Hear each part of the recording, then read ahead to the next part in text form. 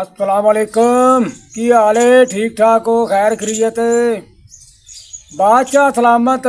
पहले वक्तां की गल है कि जंगल दे विच ना बादशाह शिकार वास्ते निकलिया ते शिकार करदा है पिया ते शिकार करदा ना उदों उहनूं मरासी झल जांदा है। मरासी भी घोड़े ते बैठे आ ते बादशाह सलामत नूं ना मरासी कोई जुगता शुगता सुणांदा ते बादशाह नूं चंगा ना खुश करदा है।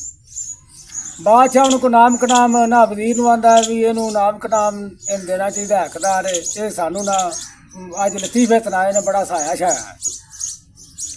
वो जिसले नाम श्याम मरासी ने गल सुनी नाम श्याम बादशाह ने मुकर्रर किया मेरा जनाब ते आंदा सरकार अज तुसां मैनूं भी बड़ा खुश किया ते मैं तुहानूं एक ना अज जन्नत दा ना दीदार शिदार सरकार तुहानूं करावां।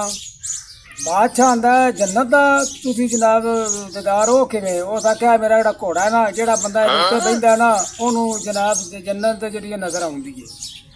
बादशाह आख्या अच्छा जी। उस आख्या हो जिसले बादशाह बहन लगा ना ते मरासी आंदा एक गल बादशाह सलामत देन च रखिया जे आख लगे की आंदा जिहड़े ना बंदे बेईमान उन्हां नज़र नहीं आउंदा ते जिहड़े ईमानदार ने उन्हां नज़र आउंदा है। खैर बादशाह उत्ते चढ़ के थल्ले लत्ता ते आंदा सुनाओ वे किता जे ते जनाब जन्नत दीदार शिदार किता जे हूँ ना तो कर नहीं सकता बेईमान तो बनता नहीं थी। था क्या हो जी वेखी जन्नत। वजीर शजीर बड़े हैरान होए बादशाह सलामत जन्नत वेख ली घोड़े ते मरासी ते चढ़ के। उस आख्या अच्छा जी। और जिसले मरासी टुर गया ना तो मगरू वजीर नूं बुला के ना तो एक चिट्ठी जी लिख के देंदा आंदा इहनूं लारा लप्पा लाना है ते ओह ना दूजे दिन तीजे दिन जनाब मरासी उत्थे जा महला दे अपड़िया ते जाके वजीर नूं मिलिया जनाब वो जिहड़ा मैनूं बादशाह जनाब जंगल दे विच मिलिया सी ते जो कुछ मेरा जनाब उहने मुकर्रर कीता कराया होवे मेरा ते ओह मैनूं ना दिओ कोई जिहड़े कोई मेरे छिल्लू बनदे ने। उस टरका टरकू छड़िया वो एक दो बार गया तो इंजे लारा लप्पा उहनूं ला छड़े।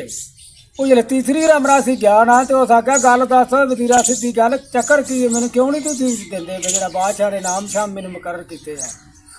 उस आख्या नाम श्याम कौन हूँ बादशाह तेन टरकाया वे तो उन्हें आख्या लारा लप्पा लाना है ये जनाब बादशाह ने लिख के दिते सानू। उस आख्या बादशाह ने तुहानू समझ नहीं पे आउंदी बादशाह ने बिल्कुल सही लिखे है।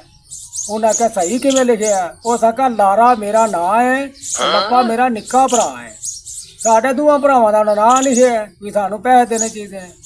वजीर आख्या अच्छा जी कहते मैं लप्पे नूं ले आउंदा वा कोलों जनाब टेर के पैसे मरासी वजीर नूं भी ठुगू ला के निकल गया पैसे लैके।